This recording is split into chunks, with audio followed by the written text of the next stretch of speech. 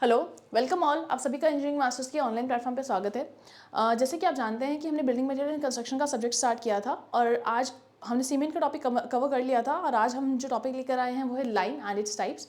तो आइए देखते हैं लाइन। सबसे पहले लाइन के बारे में डिस्कस करते हैं। लाइन अगर बात करें लाइन की, तो लाइन सीमेंट से भी पहले से एग्जिस्ट कर रहा है। ऐसा नहीं है कि लाइन बाद में आया, लाइन सीमेंट से भी पहले से एग्जिस्ट कर रहा है। दूसरी चीज़, सीमेंट की जब हम बात करते हैं, सीमेंट में भी जो आपकी बाइंडिंग प्रॉपर्टीज़ आ रही हैं वो कौन इम्पार्ट कर रहा है? वो लाइम ही इम्पार्ट कर रहा है। सीमेंट आपका क्या था? एक तरीके का बाइंडिंग मटेरियल जो दो बिल्डिंग यूनिट्स को बाइंड करने का काम कर रहा था। सिमिलरली आपका लाइम भी एक तरीके का बाइंडिंग मटेरियल ही है, लेकिन सीमेंट से पहले से एग्जिस्ट कर रहा है। और दूसरी चीज़, सीमेंट में भी जो बाइंडिंग प्रॉपर्टीज़ इम्पार्ट की जा रही हैं वो लाइम के द्वारा ही की जा रही हैं। अगर आपको सीमेंट में मैंने एक शॉर्टकट इंग्रेडिएंट्स याद करने के लिए बताया था, लीसा किम्सा, जिसमें LI स्टैंड्स फॉर लाइम, उस मैक्सिमम कंटेंट लाइम का होता है कितना? 62 से 67% सीमेंट के अंदर। तो इसीलिए जो मेजर प्रॉपर्टीज़ आ रही हैं यहाँ पे लाइम की आ रही हैं, क्या है वो? बाइंडिंग प्रॉपर्टीज़ इम्पार्ट कर रहा है लाइम सीमेंट में। ऑब्जेक्टिव क्वेश्चन है, लाइम पिक्चर में आया कहाँ से, ये जानना बहुत ज़्यादा ज़रूरी है। लाइम आया है लाइमस्टोन से। लाइम आया है लाइमस्टोन से। जब हम लाइमस्टोन को कैल्सिनेशन के प्रोसेस के थ्रू लेके जाते हैं, कौन से प्रोसेस के थ्रू? कैल्सिनेशन के प्रोसेस के थ्रू। कैल्सिनेशन के प्रोसेस के थ्रू हीटअप करते हैं, ठीक है, तो हमें जो मिलता है वो क्या मिलता है? लाइम मिलता है प्लस CO2 मिलती है, प्लस हमें क्या मिलता है? वाटर मिलता है। क्लियर है इतनी चीज़? ये हीटअप किया आपने कैल्सिनेशन के प्रोसेस के थ्रू। कैल्सिनेशन का प्रोसेस कौन सा होता है? जिसमें आप हीटअप करते हैं किसी चीज़ को in the absence of air. तो आप लाइमस्टोन को, लाइमस्टोन का फॉर्मूला होता है आपका CaCO3। तो आप लाइमस्टोन को हीट करते हो या फिर कैल्सिनेशन के प्रोसेस के थ्रू लेके जाते हो तो आपको मिलता है lime plus carbon dioxide plus water. Clear है इतनी चीज़? अगेन यहाँ पे एक ऑब्जेक्टिव बनता है अगर आपका, कि अगर आपका लाइमस्टोन 92 से 95% तक प्योर उठाया है अगर आपने, और आप उसको कैल्सिनेशन के प्रोसेस के थ्रू हीटअप करते हो, तो आपको जो लाइम मिलेगा वो कैसा लाइम मिलेगा? आपको क्विक लाइम मिलेगा। कैसा लाइम मिलेगा? Quick lime. इसको लंप लाइम भी बोला जाता है और इसको कास्टिक लाइम भी हम लोग बोलते हैं। कैसा लाइम? क्विक, लंप और कास्टिक लाइम। क्लियर है इतनी चीज़? नेक्स्ट है हमारे पास, ये जो क्विक लाइम होता है ये बहुत ज़्यादा वाटर लविंग होता है या वाटर फिलिक होता है, या फिर मैं बोलूँ it is having high affinity for water. जैसे ही पानी देखता है, पानी को देख के खुद रुक नहीं पाता है और क्या बना देता है? ये बना देता है CaOH होल ट्वाइस और साथ में देता है आपको ये हीट। ठीक है, ये जो इसने पानी के साथ रिएक्ट करके कंपाउंड बनाया, इसको बोला जाता है स्लेक्ड लाइम। क्या बोला जाता है इसको? स्लेक्ड लाइम या फिर हाइड्रेटेड लाइम या फिर मिल्क ऑफ लाइम। और क्या बोला जाता है इसे? Milk of lime. और इस जिस प्रोसेस में क्विक लाइम पानी के साथ रिएक्ट हो रहा है और आपको स्लेक्ड लाइम दे रहा है, उस प्रोसेस को बोला जाता है स्लेकिंग। क्या बोला जाता है? Slaking. Objective question again. Next है हमारा, ये CaOH whole twice, it is having high affinity for CO2। जैसे इसकी पानी की तरफ है, इसकी CO2 की तरफ है। अब ये जो CO2 की तरफ इसकी एफिनिटी है, तो ये CO2 के साथ रिएक्ट करके वापस से क्या बना देता है आपका? Calcium carbonate. और कैल्शियम कार्बोनेट क्या है आपका? Again limestone. और यहाँ से ऑब्जेक्टिव क्या आता है? Which of the following lime should be used as fresh as possible? This lime should be used as fresh as possible। Clear है? ये सारे ऑब्जेक्टिव हैं, डायरेक्टली ऑब्जेक्टिव उठ के आते हैं यहाँ से, तो प्लीज़ ये बहुत ज़्यादा इंपॉर्टेंट है। अगर ये समझ में आ गया होगा तो हम आगे की तरफ बढ़ते हैं। ये था हमारा जनरल लाइम के बारे में कि लाइम है क्या, लाइम के बना कैसे है, आया कैसे है पिक्चर में। नेक्स्ट है हमारे पास लाइम के इंग्रेडिएंट्स। क्या है? लाइम के इंग्रेडिएंट्स। अब जब हम इंग्रेडिएंट्स की बात करते हैं, लाइम के पास मेजर 4 तरीके के इंग्रेडिएंट्स हैं। Ingredients of lime. सबसे पहला इंग्रेडिएंट है क्ले। लाइम के अंदर सबसे पहले क्या मेजर इंग्रेडिएंट हमारे पास है? क्ले। ये क्या इम्पार्ट करता है लाइम को? It imparts hydraulicity. अब आप बोलेंगे मैम ये हाइड्रोलिसिटी क्या है? हाइड्रोलिसिटी क्या होती है? It is an ability to set under water. Hydraulicity क्या है? ये ability to set under water. It is very important. ठीक है, पहली चीज.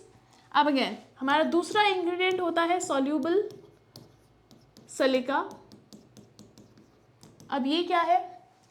ये स्मॉल अमाउंट में होता है. इसमें क्या होते हैं? Silicates of Ca and Mg, calcium and magnesium. जो सिलिकेट्स होते हैं कैल्शियम और मैग्नीशियम के, in small amounts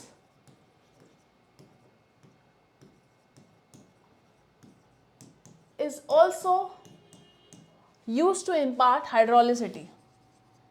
Is also used to impart hydrolicity. Clear है ये चीज? पहले वाला क्ले क्या दे रहा है? हाइड्रोलिसिटी दे रहा है. हाइड्रोलिसिटी क्या होती है? पानी के अंदर सेट करने की जो कैपेबिलिटीज़ हैं वो वही प्रोवाइड कर रहा है. सॉल्यूबल सिलिका भी, जिसमें सिलिकेट्स होते हैं कैल्शियम और मैग्नीशियम के, in small amounts also use to impart hydraulicity to the lime. Clear? अब अगेन नेक्स्ट आ जाता है हमारे पास मैग्नीशियम कार्बोनेट. आ जाता है नेक्स्ट हमारे पास. तीसरा है हमारे पास कौन सा? Magnesium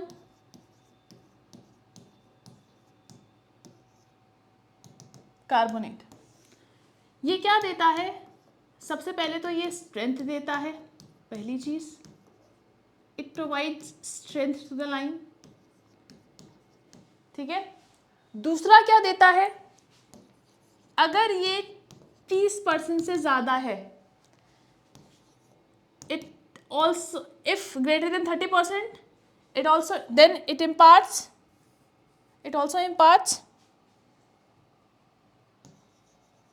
then it also imparts hydroelectricity. किसको हाइड्रोलिसिटी देता है? लाइम को. क्लियर है ये चीज? स्ट्रेंथ दे रहा है, 30% से ज्यादा होगा तो ये भी हाइड्रोलिसिटी देगा. तीसरा point, last but not the least, it allow lime to slake. Slaking का प्रोसेस है ना, ये लाइम को स्लेक करवाता है. कैसे? By retarding its setting.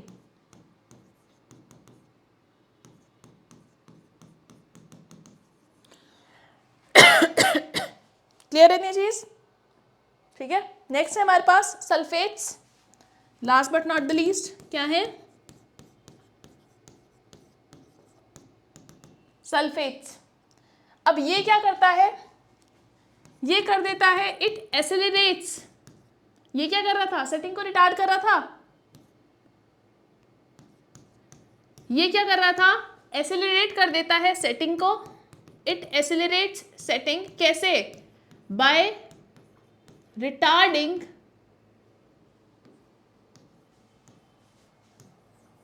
It's slaking.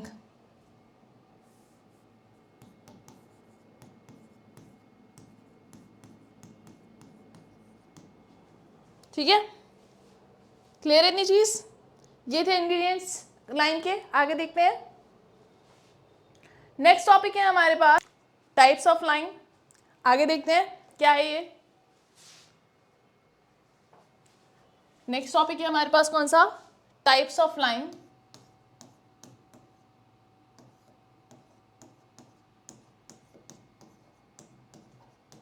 देखिए,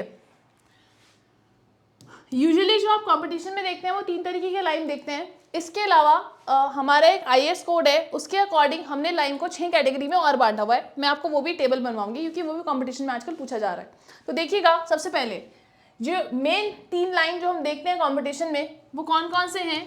पहला है मेरे पास फैट लाइम, दूसरा है हाइड्रोलिक लाइम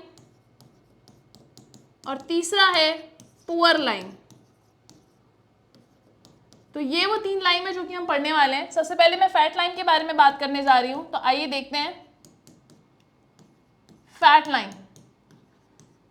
इसकी प्रॉपर्टीज जान लेते हैं। सबसे पहले इसको फैट लाइम क्यों बोला जाता है? Because it slakes vigorously, it slakes vigorously. Slakes vigorously का मतलब क्या होता है? यहाँ पे अभी आपने स्लेकिंग का प्रोसेस देखा था जिसमें कैल्शियम हाइड्रोक्साइड बन रहा था तो वॉल्यूम चेंज हो जा रहा था। यहाँ पे भी इसको फैट लाइम क्यों बोला जाता है? क्योंकि ये जो स्लेकिंग के प्रोसेस, ये वाइग्रस बहुत जल्दी स्लेक करता है और क्या हो जाता है, इसका वॉल्यूम काफी बढ़ जाता है। कितना बढ़ जाता है? 2 to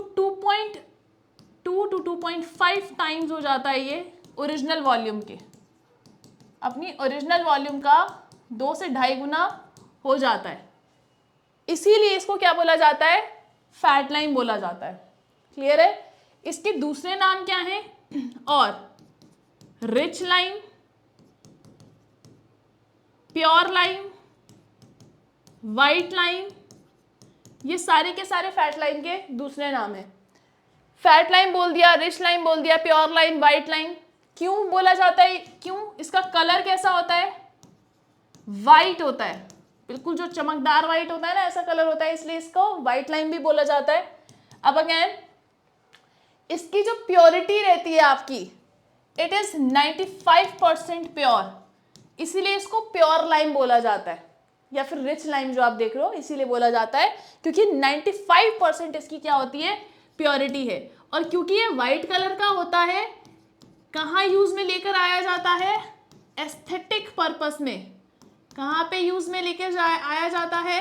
एस्थेटिक वर्क्स में। अब एस्थेटिक वर्क्स क्या हो गए, बता सकता है कोई? जैसे वाइट वॉशिंग हो गई, like plastering and white washing लिख लो आप डायरेक्टली।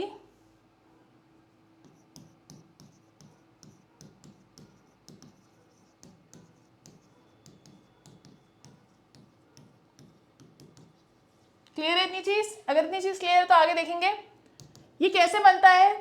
ये कैल्सिनेशन से बनता है। किनकी कैल्सिनेशन से? कैल्सिनेशन ऑफ सी शेल से बनाया जाता है। सी शेल्स होते हैं ना, उनके कैल्सिनेशन से। कैल्सिनेशन पता है आपको होता क्या है? क्या कौन सा लाइम बनकर आता है? फैट लाइम बनकर आता है हमारे पास। ठीक है, तो ये था इस लाइम के बारे में, छोटी छोटी लेकिन मोटी बातें। बहुत इंपॉर्टेंट है, कॉम्पिटिशन में पूछा जाता है, याद रखिएगा।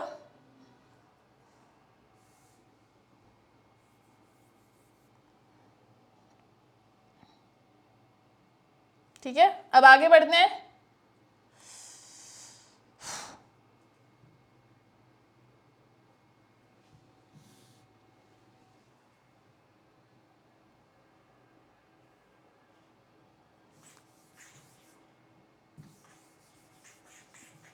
आगे देखते हैं, देखिएगा। नेक्स्ट है हमारे पास फैट लाइम हो गया। दूसरा है हमारे पास कौन सा?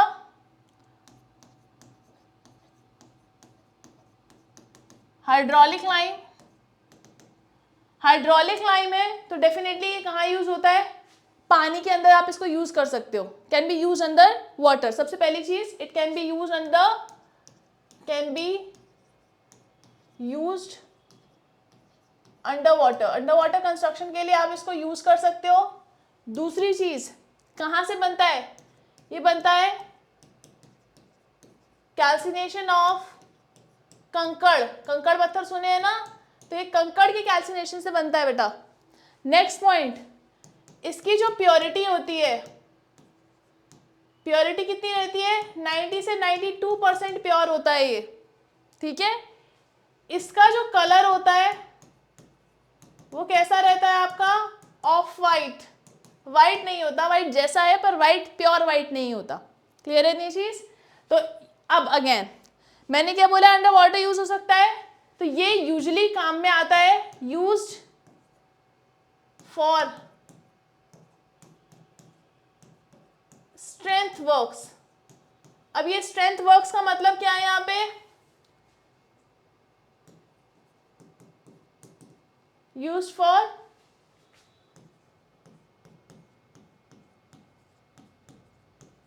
स्ट्रेंथ वर्क्स लाइक अब ये स्ट्रेंथ वाले, मतलब जिनमें स्ट्रेंथ हो, ऐसे काम कौन से होते हैं? जैसे हो गई आपकी मेजनरी के काम, brick masonry, stone masonry etcetera. Clear है इतनी चीज? ये बहुत इंपॉर्टेंट है, स्पेशली कैल्सिनेशन वाला पॉइंट इसका, ठीक है? ठीक है, अगेन पानी के अंदर आप इसको यूज कर रहे हो तो it is not soluble in water. ये भी ऑब्जेक्टिव क्वेश्चन है आपका, तो इस जरूर याद रखिएगा इसको। वाटर लाइन के नाम से भी जाना जाता है, आजकल पूछा जाने लगा है ये।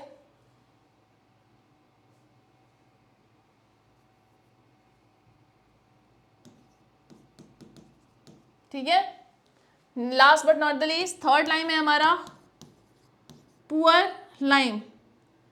कौन सा लाइम है थर्ड? Poor lime. इसको हम इम्प्योर लाइम के नाम से भी जानते हैं, इम्प्योर लाइम भी बोला जाता है इसको। क्यों इम्प्योर लाइम बोला जाता है? इन भाई साहब की जो प्योरिटी होती है इट इज लेस देन 70%। पहली चीज, सबसे पहली चीज यही। दूसरा, it neither slakes and nor hardens.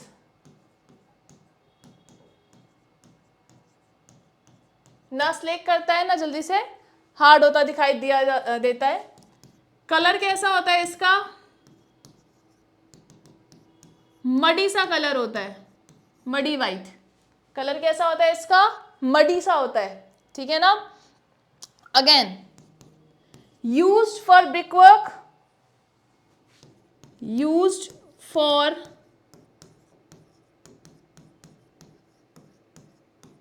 brickwork around foundation. Minor engineering works के काम में आता है, जैसे कि आपका जो ब्रिक वर्क होता है फाउंडेशन के अराउंड, उसमें काम में आ जाता है। और क्यों काम में आता है मैं बताती हूँ आपको। जो फाउंडेशन होती है ना, वहाँ पे सल्फर प्रेजेंट रहता है, सल्फर कराता है वॉल्यूम चेंज। वहाँ पे कोई नॉर्मल ऐसी कोई वो यूज़ नहीं कर सकते आप, वहाँ पे ये हमारा खोटा सिक्का ही काम आ जाता है, ठीक है ना? तो जो ब्रिक वर्क किया जाता है फाउंडेशन के अंदर, वहाँ पे अगेन वो सल्फर की वजह से जो दिक्कत होती है ना, वो ये भाई साहब कहीं ना कहीं क्या कर देते हैं, काफ़ी हद तक रोक देते हैं। इसलिए हम इनको वहाँ पे यूज़ में लेकर आ रहे होते हैं। क्लियर है इतनी चीज़? तो हमने 3 लाइन पढ़े, fat line, hydraulic line and poor line. इसके अलावा हमारे IS कोड के तहत आपके जो लाइन की कैटेगराइजेशन है वो 6 क्लासेस में है। मैं वो चार्ट बना के आपको फटाफट बताती हूँ कि कौन सा लाइन क्या है, क्योंकि आजकल वो जो पूछ रहा है वो पूछता है ये लाइन में बताओ इसके करस्पॉन्डिंग कौन सी क्लास है, ठीक है ना? जब आएगा नहीं तो करोगे कहाँ से, तो वो जानना बहुत ज़रूरी है। ये लाइन तो पढ़ने ही पढ़ने हैं। एक चीज़ रह गई, ये बनता कैसे है, ठीक है? ये समझ में आ गया। ऊपर वाला कैल्सिनेशन से बनता है सीशेल के, ये कंकड़ से, और ये बनता है